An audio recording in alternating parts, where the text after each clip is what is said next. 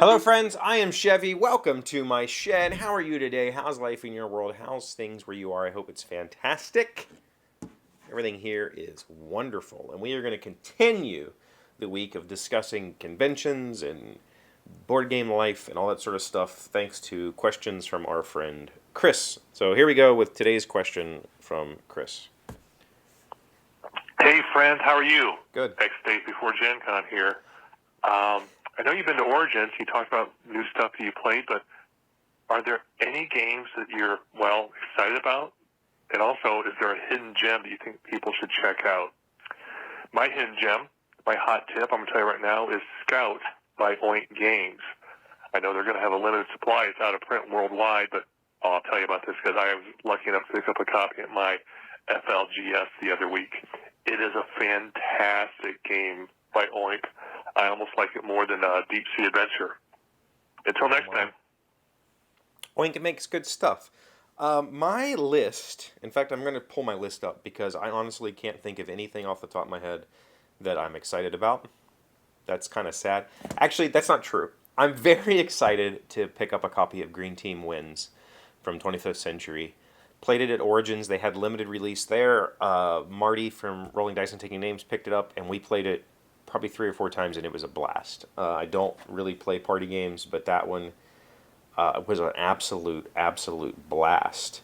So according to BGG, I have 6 games on my list that I'm excited to see at GenCon. Number 1 is Green Team Wins. The War of the Ring, the card game, is going to be a preview only.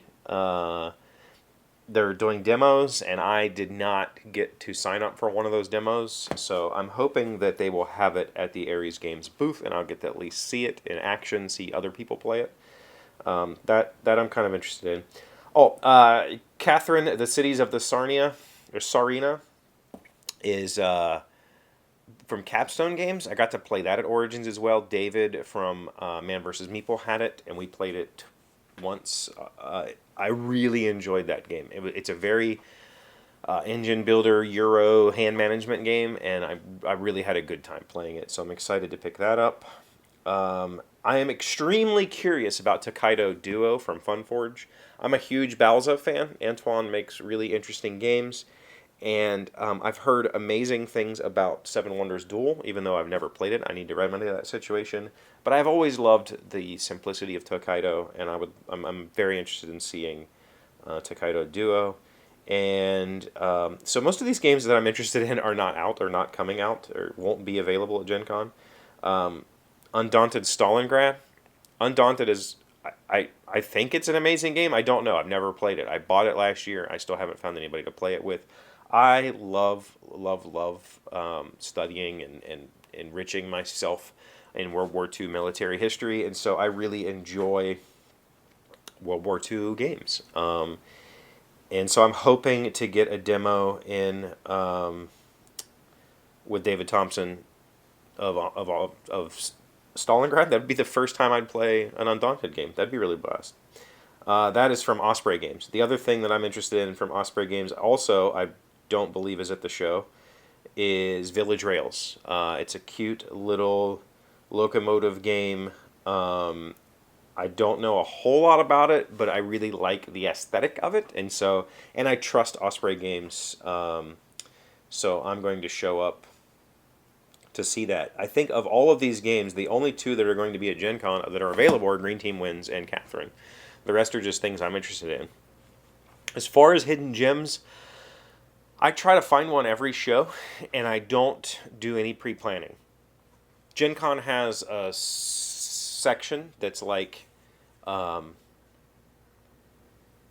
Entrepreneur Alley or whatever. It's basically small publishers you've never heard of will have booths, and I like to go over there and dig through and see what I can find. Years ago, I found a game there, Food Truck Throwdown or Showdown or something like that from Adam's Apple Games, and that's a really awesome little game. I try to find something like that every show.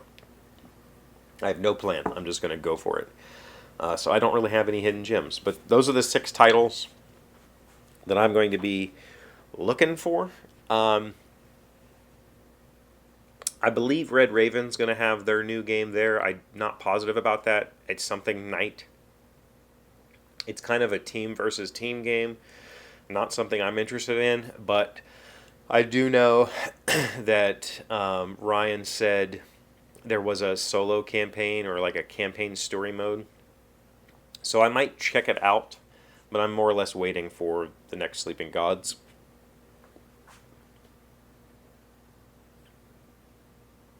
Other than that, I have no idea.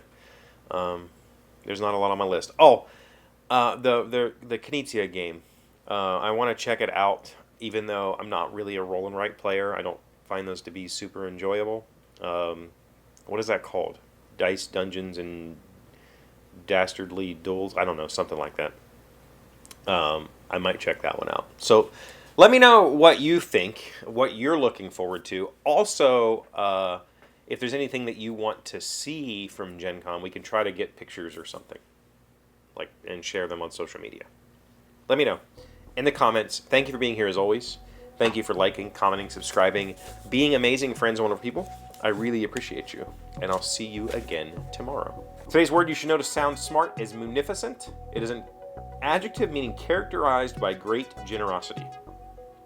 The Pattersons are so munificent that they give to charity year-round rather than merely at times when giving offers tax benefits. Munificent. M-U-N-I-F-I-C-E-N-T.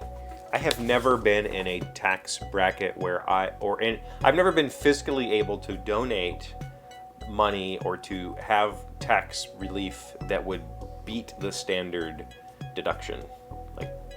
So I've never been able to really care about taxes that way. Do people care about taxes that way?